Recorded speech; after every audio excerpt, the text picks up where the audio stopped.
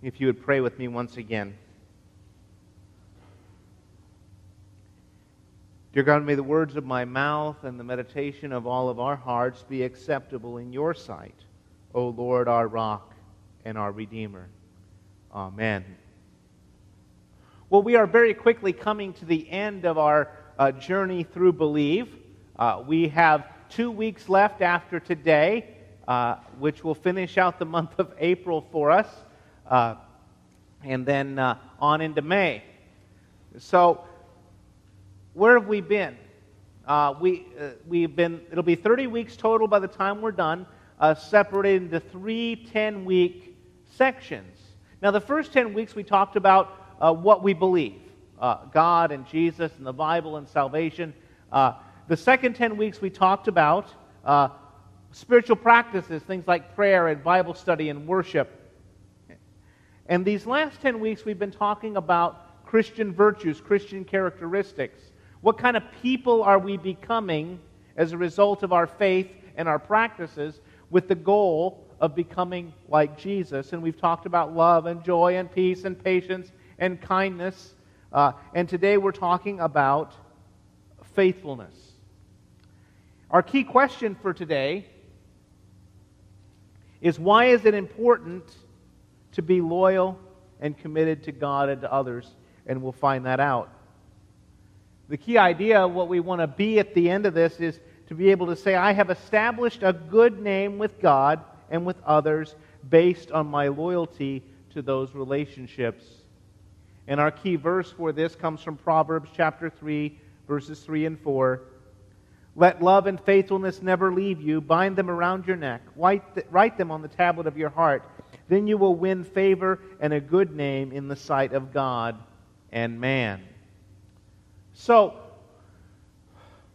we are talking about faithfulness, and as we have done with every one of these, we have had to get a definition out on the table, just to be sure that we all know what we're talking about in a biblical sense.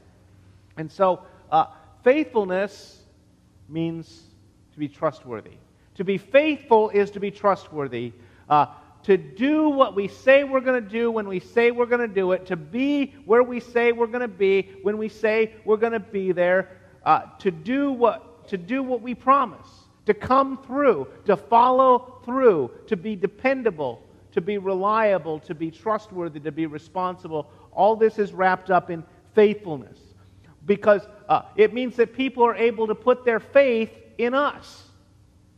Trustworthy means that people are going to be able to put their trust in us. That if Brian says he's going to do it, if Brian says he's going to be there, then he's going to be there. But we have to understand is that we are faultingly, as people, we are faultingly faithful. We are faultily faithful, right? We're not going to be faithful all the time. But I'll tell you where we need to begin this conversation is with the one who is going to be faithful all the time, and that's God. God is faithful. Who is faithful? What is He? Faithful. God is faithful. God is going to do what He says He's going to do when He says He's going to do it. God is going to be where He says He's going to be when He says He's going to be there. God is a promise maker and a promise keeper. God keeps His promises. Now, here's a little bit of a problem we need to get out on the table when we talk about this, is because we are time-bound people, right? I'm going to be there on Tuesday. It'll be done by noon. We're going to do it next month, right? We put time stamps on everything. But God hasn't put a time stamp on any of His promises. God hasn't put it, so God's not late.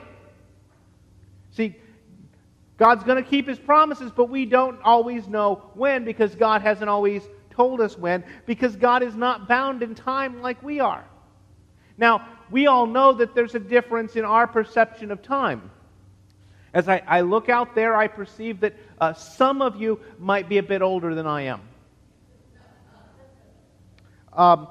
Not all of you, but some of you are a bit older than I am. And I want you so you know that as we get older, our sense of time changes.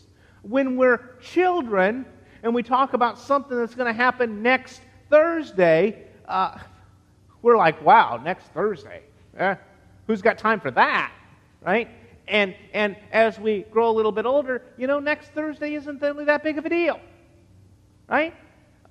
It'll be here before we know it, right? How did I end up with soon to be a sophomore in high school? How did that happen?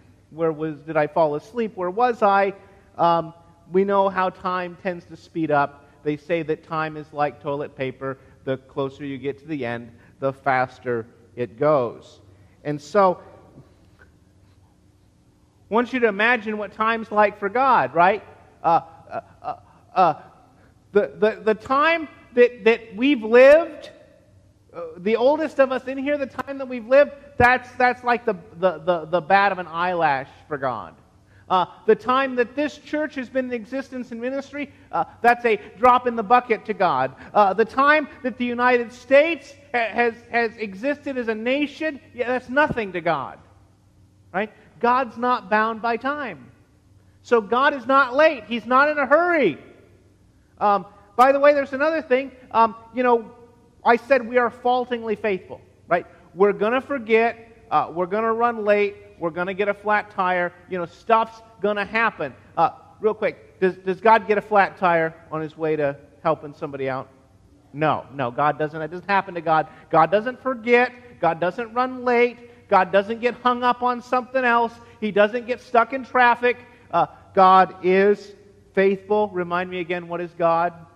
Faithful. Yes, that's very good.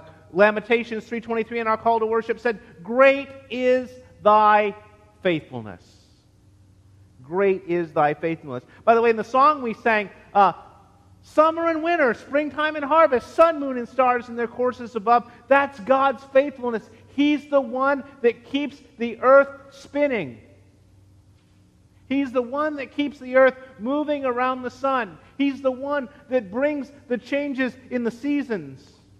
And yes, we're aware that our April weather has not arrived yet, but I want you to understand that it's coming. And pretty soon it's going to be June, it's going to be July, it's going to be 98 degrees with 98% humidity, and we're going to be complaining about that.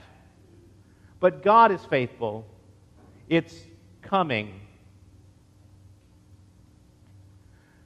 Because God is faithful, God calls us to be faithful to Him. God calls us to be faithful to Him. God has given us what we need. And look what happens when people are faithful to God. Joseph went from being a slave to being the prime minister of Egypt. Ruth was faithful to her mother-in-law and ended up being the great-grandmother of King David. Mary was faithful to what the angel promised, and she had a baby. Peter walked on water. Now, I just heard something. I think last week on my way home from Montour, after I was done, I heard a preacher on the radio, Colin Smith, talk about Peter walking on water, and he showed me something I'd never seen before. Now, I want you to say, the Bible, no matter how many times you've read it, no matter how many times you've heard sermons, there's always something new. There's always something new there. And there was something new there for me that day. Jesus is walking on the water, and Peter and the other disciples are in the boats. And what does Peter say? Peter says, "Jesus, call to me, and I'll come to you on the water." Now, here's something here's the point you may have missed. Peter did not believe that he could walk on water. What Peter believed is that if Jesus said he could walk on water, then he could walk on water. Don't miss that point. Peter believed that if Jesus said it, he could do it. Mary believed that if God said it, it would happen. Mary knew full well that virgins don't have babies. Right?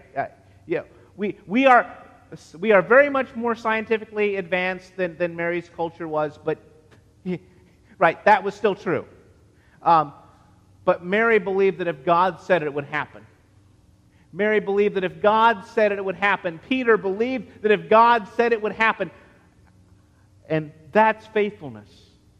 I can do it, and I will do it because God said I could. If God says I can fly, I can fly. Don't try this at home. All of these believed that they could be faithful to what God had called them to do because God was faithful to keep His promises. As St. Augustine said, give what you command, and then command what you will. In other words, if you want me to do it, God, you've got to make it possible. And whatever God asks us to do, He Himself will make possible. We can be faithful to God because God is first faithful to us. God is faithful, and because God is faithful, we should be faithful to God. And because God is faithful, God calls us to be faithful to others.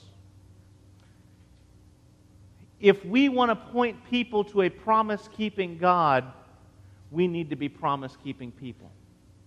Because if we're not promise-keeping people, people will never believe that we serve a promise-keeping God.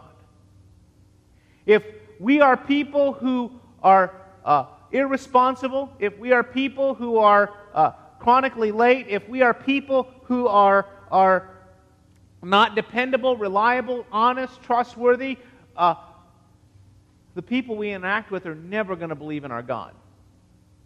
Because here's the truth about religion. I don't care whether you're a Buddhist or a Hindu or a Muslim or a Jew or some other kind of thing. Here's the truth about religion. Religion always reflects the nature of God in the practices of the worshiper. Right? And so people are we're gonna look like our God. Right? Whatever you look like, that's your God. Some of you need to change gods. Some of you need to get a better God. And so people are always going to judge who our God is based on what they see in us. And so we need to be faithful. Now, I understand there's different kinds of people, right? There's people like me, type A, right? If I tell you I'm going to be there at 9 o'clock, I'm there at 8:55 or earlier. Right? That's the kind of guy I am. And it drives me nuts to be late. Some of you, 9 o'clock means kind of sometime in the morning. Right? And there's different kinds of people. And reminds me of this Chinese friend I had in school. His name was Abacus. I could always count on him.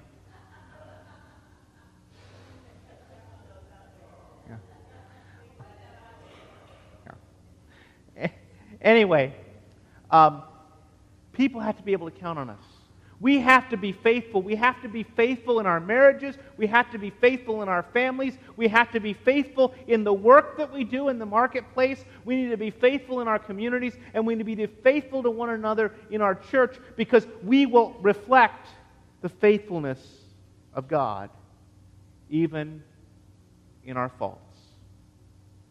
God calls us to be faithful to others. So how do I apply this? First of all, it begins in trusting God. I trust God to keep His promises. And as I said, many of you are experienced.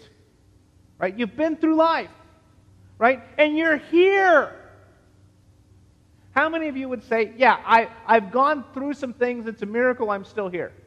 Right? I can tell you that. I can tell you about God's faithfulness. I can tell you about going through some things that I shouldn't have been able to get through. I can tell you about doing some things that I shouldn't have been able to do. I can tell you about some things happening that shouldn't have been able to happen. And I bet if I go around the room, I could ask you, and you'd have stories about God's faithfulness. And you know what?